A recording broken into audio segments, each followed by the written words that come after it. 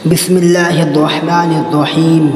حضرت عبداللہ بن زید رضی اللہ تعالیٰ عنہ نے ساری زندگی شادی نہیں کی، جوانی گزر گئی، بڑھاپا آ گیا۔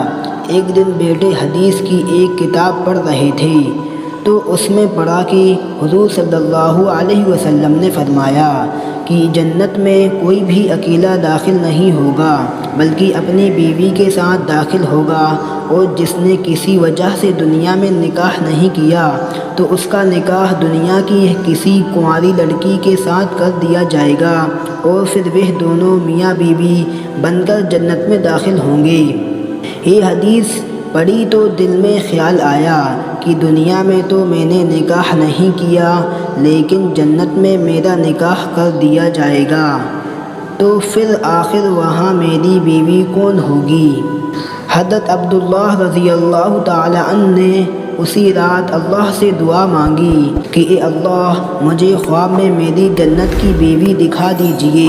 پہلی رات میں دعا قبول نہیں ہوئی تو دوسری رات میں پھر دعا مانگی، دوسری رات کو بھی دعا قبول نہیں ہوئی تو تیسری رات کو دعا مانگی، تیسری رات کو دعا قبول ہو گئی۔ خواب میں دیکھتے ہیں کہ کالے رنگ کی ایک عورت ہے جو ہمیشہ کی رہنے والی ہے۔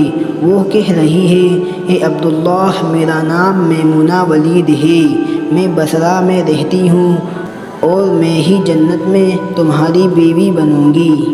حضرت عبداللہ کی جب آنکھ کھلی تو تہجد کا وقت ہو رہا تھا۔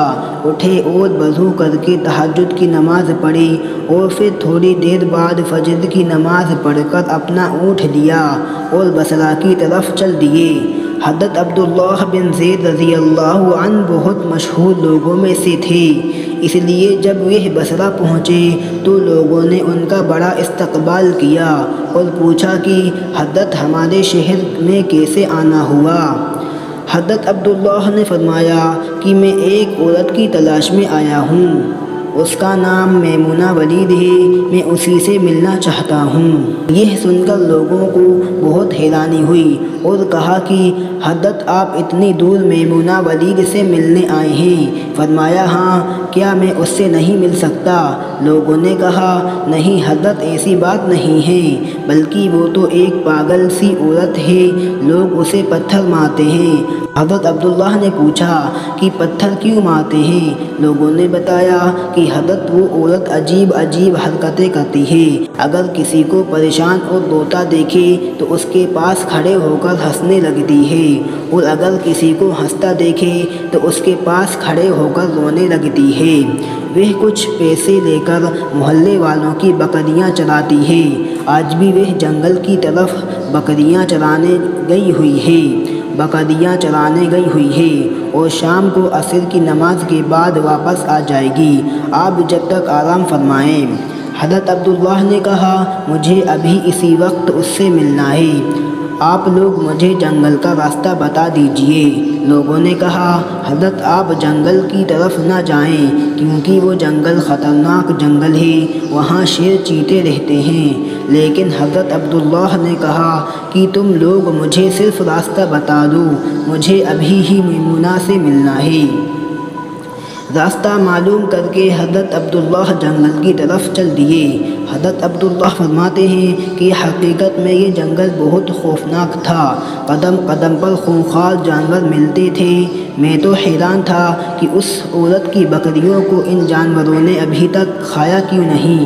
اس جنگل میں اتنے بہت سے خونخوار جانور ہیں کہ اگر وہ سب مل کر ایک ساتھ اس عورت کی بکریوں پر حملہ کر دیں تو وہ بیچاری اکیلی عورت اس گھنے جنگل میں کیا کر پائے گی؟